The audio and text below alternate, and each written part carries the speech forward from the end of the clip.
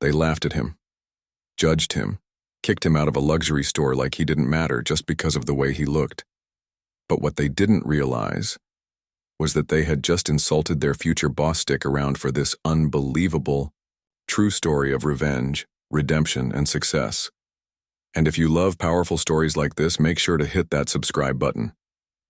James had always felt like the world wasn't built for people like him. Not because he didn't work hard, not because he lacked ambition, but because from the very beginning he didn't have the advantages so many others took for granted.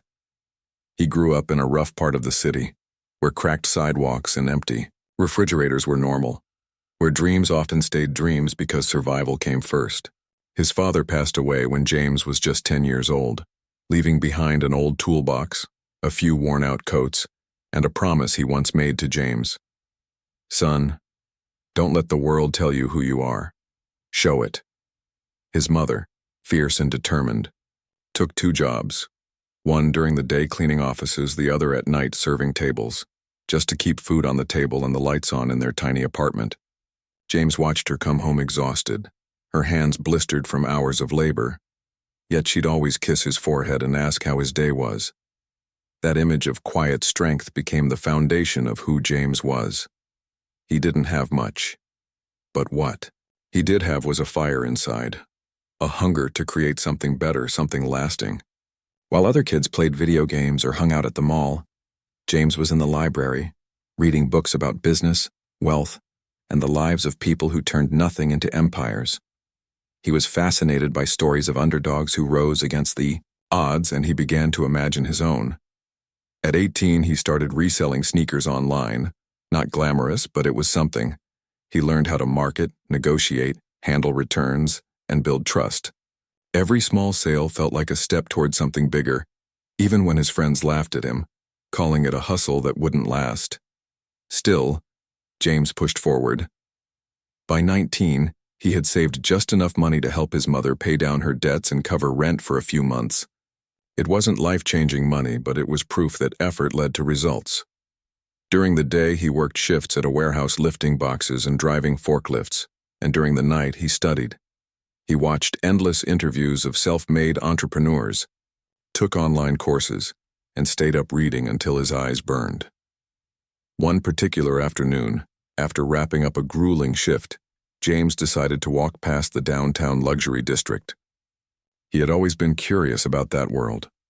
The world of polished floors, crystal lights, and price tags with too many zeros. He didn't have plans to buy anything, of course, but something inside him wanted to see it for himself. He wanted to breathe that air, walk through those glass doors and feel, just for a moment, what it was like to be on the other side.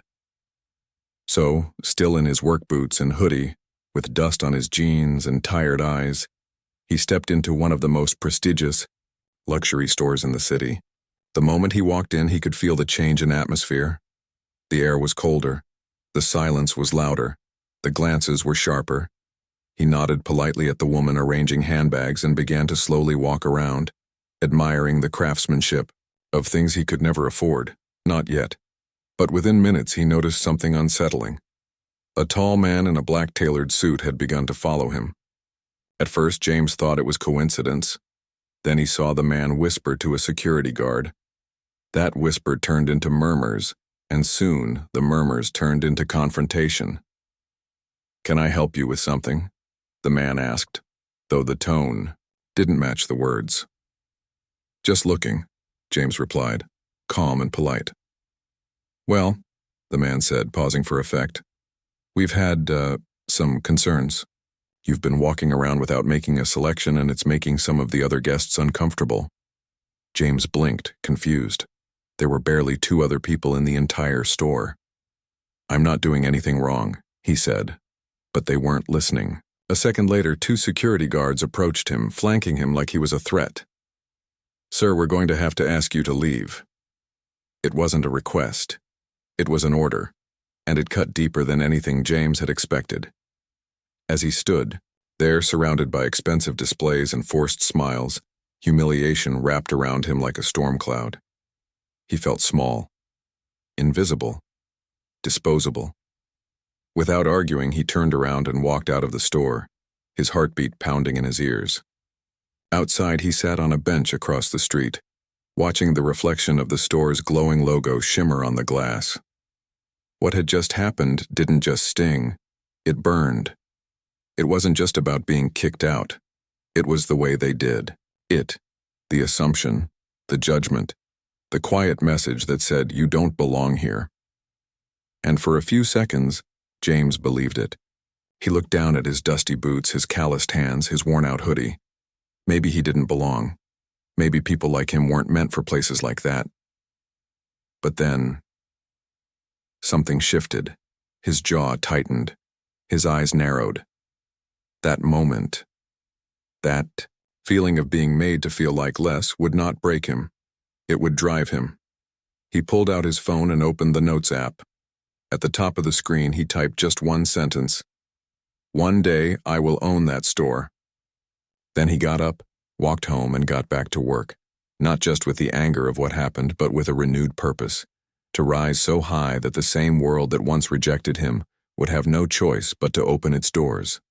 And this time, it would be on his terms. The moment James stepped through the glass doors of the luxury store, he felt it hit him like a cold gust of wind. The sudden shift in energy, the lingering stares, the silence so sharp it could cut through the air. The marble floors sparkled beneath the bright lights, polished to perfection like everything else in the store.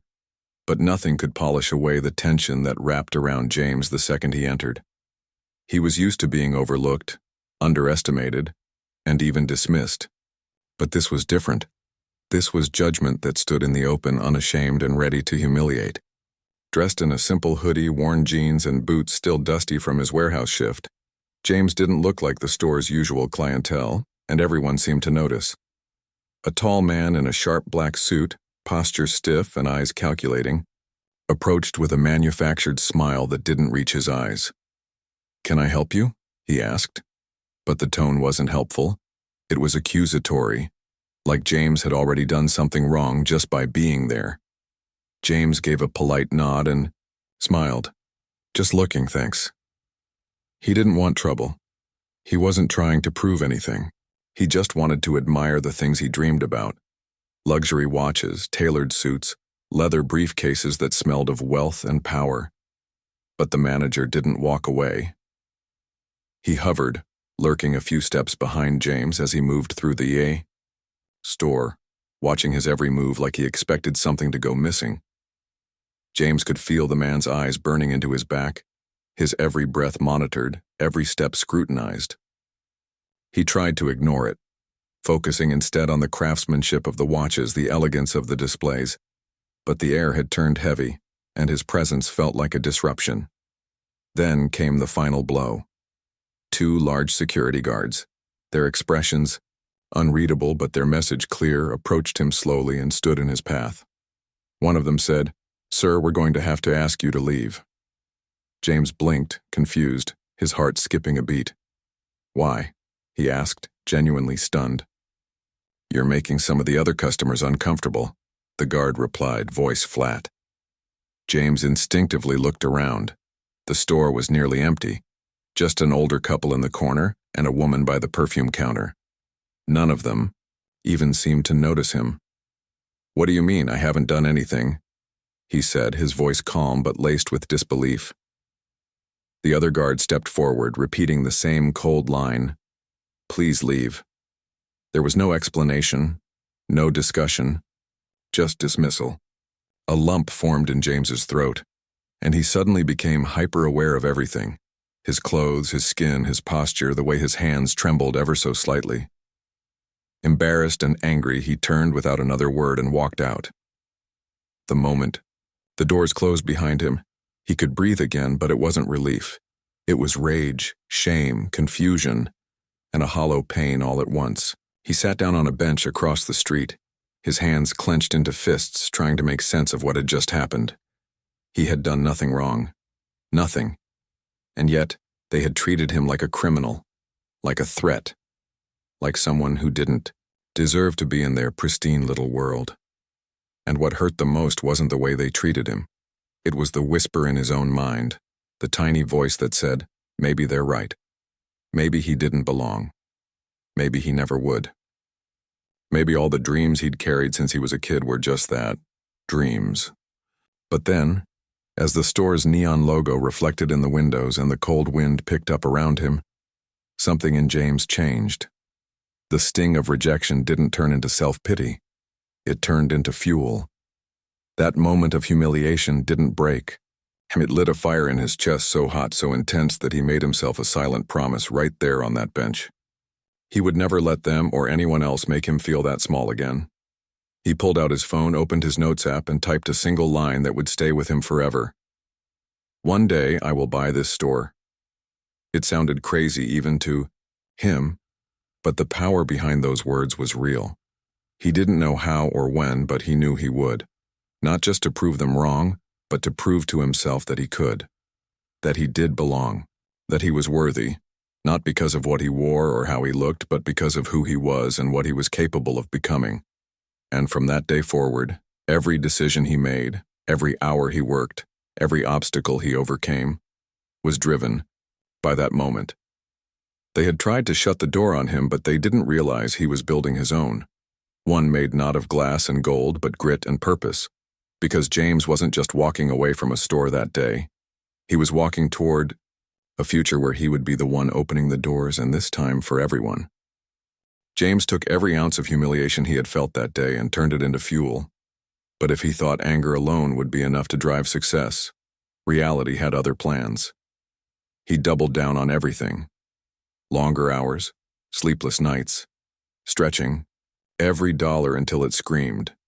He'd come home from the warehouse with aching muscles, grab a protein bar if he had one, and then dive into his laptop until the early morning, learning marketing, sales psychology, coding, dropshipping, branding, anything that could get him closer to building a real business.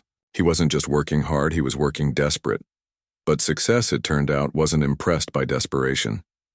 His first few ventures crashed and burned. An online store that never got a single sale. A t-shirt business that had shipping, issues, and angry customers. A coaching service that no one signed up for. One time he trusted the wrong person. A business partner who had all the right words and none of the right ethics. They were supposed to launch a product together, and James had put in months of effort, invested every last dollar he had, and just when they started to see traction, the guy disappeared. Emails went unanswered. The shared accounts were wiped. James was left with nothing but an empty bank account and a lesson carved deep into his soul. Then came the debt. Bills began to stack on his kitchen table like a wall, closing in on him. Rent was late. His credit cards were maxed out from trying to fund his dreams. Friends started distancing themselves. They were tired of hearing about the next big thing he was working on. Some laughed behind his back, saying he needed to grow up, get a real job, stop chasing illusions. Even his mother, the strongest person he knew, began to worry, not because she didn't believe in him, but because she saw the toll it was taking on his health, his spirit, his future. She'd gently suggest maybe he should take a break, maybe go back to school, maybe just let the dream rest. But James couldn't. Not after what had happened in that store. That moment was etched into his memory with painful clarity. The way the manager had looked at him like he was dirt. The way the security guards had flanked him like a threat. The way no one had spoken up for him. That single experience had planted a vision in his mind so vivid it haunted him. Walking back into that same store one day, not as a customer, not even as someone shopping with money to spare, but as the owner. He could see it, feel it, smell it. The crisp scent of polished wood, the staff in tailored uniforms, the logo redesigned with elegance and edge. And he would walk in, head held high, while the same world that once rejected him would stand in stunned silence. But for now, he was a long way from that vision. There were nights when James went to bed with an empty stomach, the hunger twisting in his gut, but his pride wouldn't let him ask for help. He'd drink water and tell himself it was temporary. Everything felt like a test, a constant uphill battle with no end in sight. Sometimes he cried, quietly, in the dark, not because he was weak, but because it hurt so much to believe in something. No one else could see. Yet every morning he got back up. Every failure hurt, but none of them broke him. Because beneath all the struggle, all the heartbreak, James held on to one thing: his promise. That promise he made on that bench outside the store, when he had been kicked out like he didn't matter. He replayed that moment like a movie scene, not to torture himself, but to remember what he was fighting for. It wasn't just about revenge. It was about transformation. He didn't want to prove the world wrong just to spite it. He wanted to prove to himself that he could. That someone from a place like his, with no handouts, no special connections, and no lucky breaks, could still rise. And so, through the darkness, James kept going. He refined his ideas, learned from his mistakes, networked with better people, took online classes, watched documentaries on business legends and absorbed their mindsets. Slowly, painfully, progress returned. Not big wins, but small signs that he was on the right path. A product that actually sold, a client who paid on time, a mentor who saw his potential. And every time something went right, no matter how small, James would whisper to himself, "Closer." Because he knew the day was coming, not today, not tomorrow, but soon, when he'd stand inside that same luxury store, not as a stranger or a suspect, but as the man who owned the keys. James had spent years fighting through darkness, failure, and self-doubt, clawing his way out of the trenches with nothing but grit and a dream, until finally, after everything, the breakthrough came. It wasn't dramatic at first. There was no lightning bolt, no sudden parade. It started with a simple idea: minimalist fashion accessories. James had realized that the market was flooded with luxury brands that catered only to the elite. Flashy, overpriced, and totally out of touch with people like him. People who grew up working class, dreaming big but feeling invisible in a world that rarely welcomed them. So he created a line of sleek, affordable watches and accessories. Elegant, timeless, and designed for the hustlers, the dreamers, the ones who, like him, were always told they didn't belong. He poured his story into every design, every product, description, every ad. But it was hard. The early days were a grind. He packed and shipped orders himself from his tiny apartment, sometimes working 18 hours a day just to keep up. The brand grew slowly, almost painfully, with tiny wins that barely covered costs. But James didn't stop. He showed up every single day. He leveraged every skill he'd ever learned: the late nights of studying, the heartbreaks that taught him resilience, the scams that taught him caution, the failures that taught him humility. And then, one day, everything changed. A fashion TikToker with over 1 million followers stumbled upon his brand and posted a 15-second video unboxing one of his watches. She didn't know James. She wasn't paid. But she loved the product. And, more importantly, she loved the story. She told her audience, "This guy started with nothing. He was kicked out of a luxury store for not looking rich enough. Now he's building his own empire. That's what I want to support." The video went viral. Overnight, his website crashed from traffic. Orders flooded in from across the country, then international orders. James scrambled to fulfill them, barely sleeping, hiring help, expanding his operations in real time. A week later, another influencer picked up the story, then another. Then a celebrity was spotted wearing one of his watches in a paparazzi photo, and just like that, the brand caught fire. But it wasn't just the product people connected with. It was James, his journey, his heart, his refusal to quit. He was invited to speak on podcasts, featured in business magazines, praised for creating a brand that felt personal, real, authentic. In just a few short years, James had transformed his tiny side hustle into a full-scale e-commerce powerhouse. His team grew, warehouses expanded, partnerships with retailers rolled in. He became a millionaire, not overnight, but through relentless perseverance. But even with all the success, all the praise, there was one place his mind never stopped returning to: that luxury store.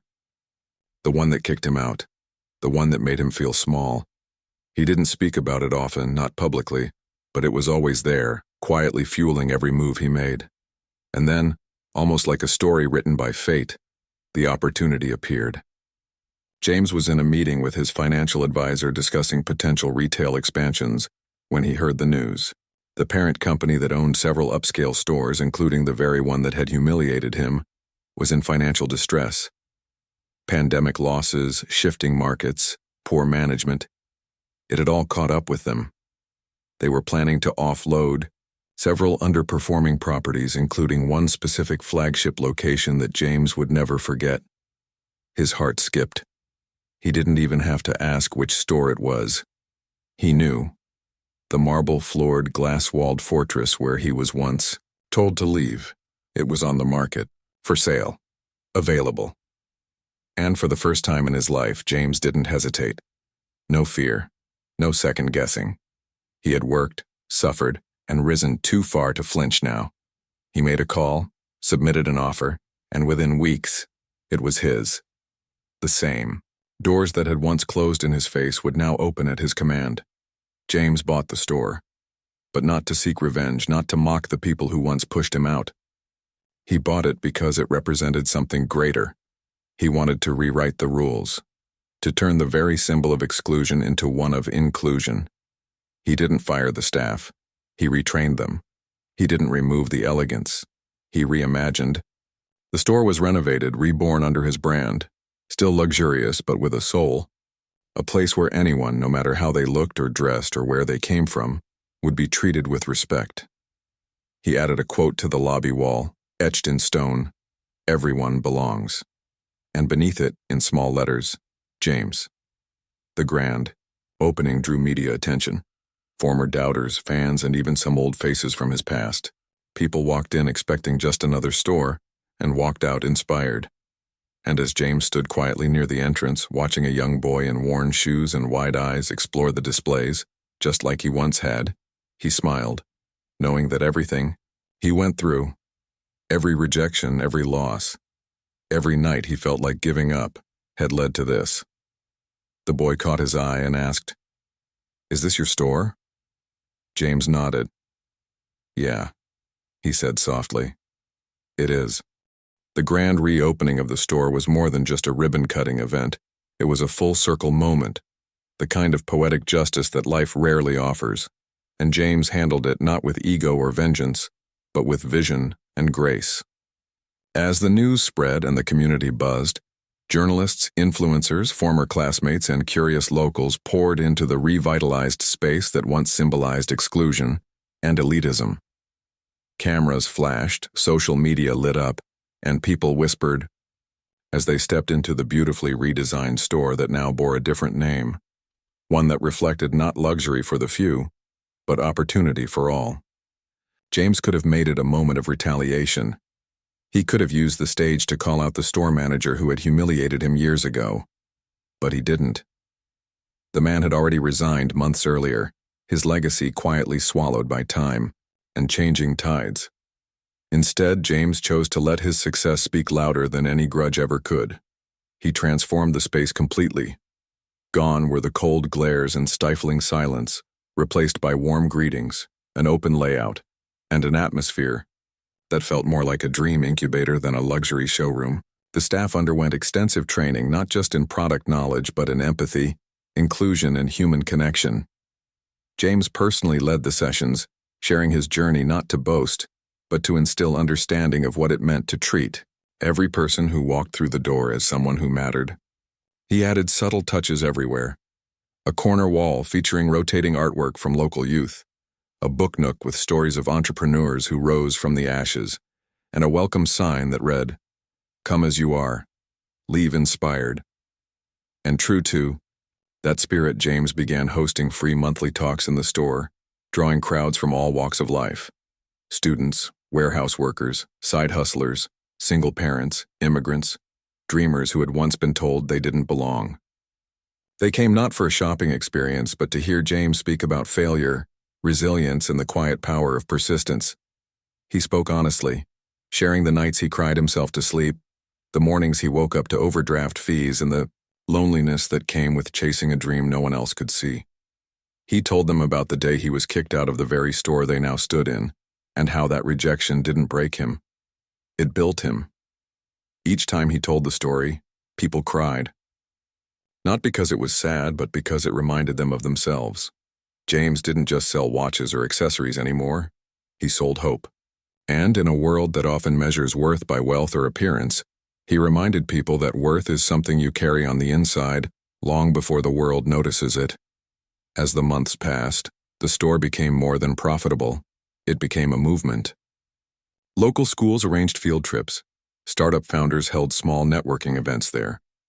Even city officials began recognizing James's contributions to the community, awarding him honors and asking him to sit on panels about economic growth and social equity. But even as his influence expanded, James stayed grounded. Every morning, he arrived early, walking the store floor before opening hours, often straightening displays or quietly greeting the janitorial staff. He never forgot where he came from, and each time he passed the bench outside, the same one where years ago he had sat, fists clenched, heart broken, he paused for a moment of silent gratitude. That bench had once held a boy who felt invisible. Now, it overlooked a store that had become a beacon for the overlooked. Sometimes young kids would recognize him, their eyes wide as they whispered, "That's James." He'd smile, kneel down, and say, "You can do this too."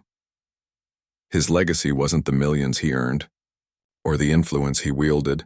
It was the mindset he shared, the message he embodied, that no matter who doubted you, ignored you, or tried to shut the door on your dreams, you still get to write your story. And it can be extraordinary. In the end, James didn't need validation from the luxury world that once dismissed him. He became something far more powerful. Not just a success story, but a symbol of what's possible when you refuse to let rejection define your worth.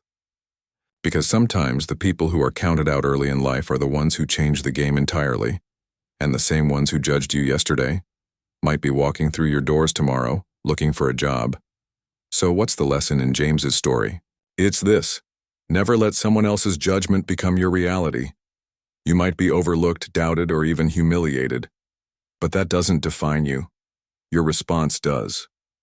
James turned pain into purpose, rejection into motivation, and a single moment of disrespect into a lifelong mission to inspire and uplift others. His journey is proof that where you start doesn't determine where you finish. It's about grit, heart, and never forgetting why you began.